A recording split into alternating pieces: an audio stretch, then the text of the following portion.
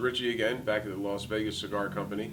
Last video we talked about the molds. This time we're going to talk about fermenting and curing tobacco.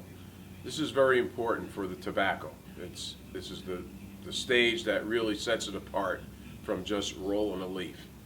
The tobacco seed is a little smaller than a poppy seed.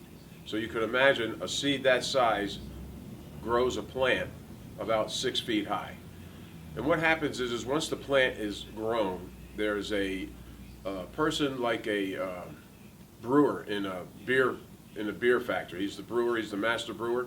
Well, this person walks through the tobacco field and he picks the leaves that are ready to be cut. And he'll cut it, and he has a little jar of liquid poison, and as he cuts the leaf, he just dips his knife in the poison and hits the cut part.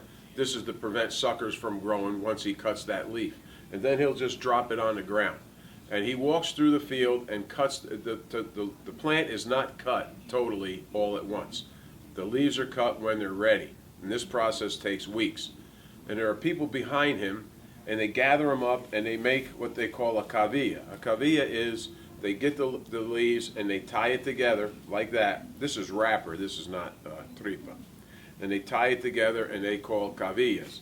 So they'll tie those together. Now remember, it's green, the tobacco's still green. And then they'll hang them in a barn. This is the picture you see with the tobacco hanging. That's curing. And they cure it, they air cure it. And they hang it in a barn, and they have to make sure that the breeze doesn't come too strong, too fast, just naturally curing the tobacco. And it'll go from green to brown. In the process, they have to make sure no water hits it if it rains, and they got to keep an eye on it and make sure that it all cures uniformly and turns brown naturally. Now once that process is done, they'll take all that tobacco out of the barn and they'll bring it to the purveyor, and he starts to ferment it. And how you ferment tobacco is like you're building a compost pile. They'll get leaf on top of leaf on top of leaf, and they call it a pilon, which means pile. And this thing will be 14 feet high, 10 feet wide, maybe 40, 50 feet long. And it's leaf on top of leaf. And when they do it, they wet it. And they'll make that pilon. And in the middle of the pilon, they'll put a thermometer.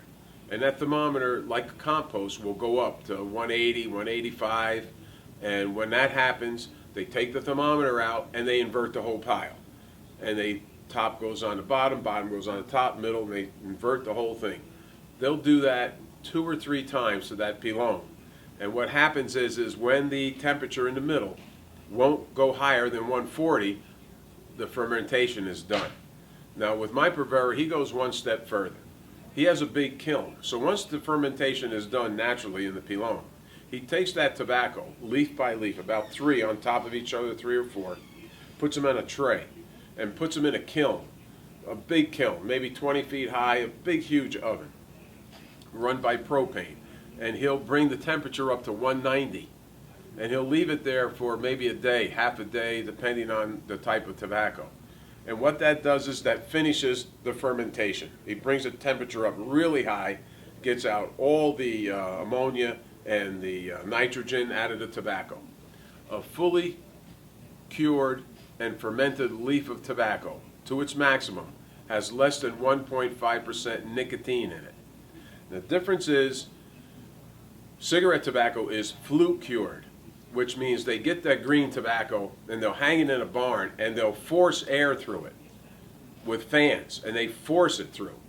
This does not let the nitrogen and the ammonia come out naturally.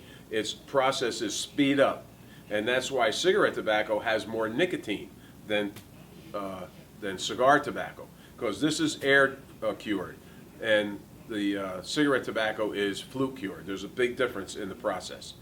So once you have that done, then they'll take that tobacco, they'll bale it up, they'll put the date on it, and now that tobacco has been cured and fermented, and they'll probably keep that bale for a year. Now it also keeps on fermenting in the bale because the bale is pushed down tight and it's tight. The tobacco is touching real close together. As you can see, this is wrapper, but you can see these are the leaves on top of leaf.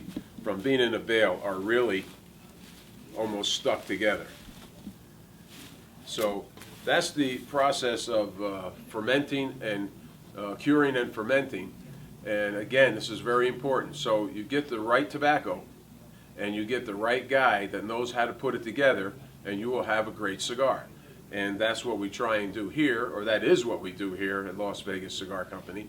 My tobacco I buy from the biggest purveyor in Dominican Republic, Quisqueya. They are a family-run business, generation after generation. Right now, they're into the third generation of people that run their company, and they're all Cuban, and that's who I buy from.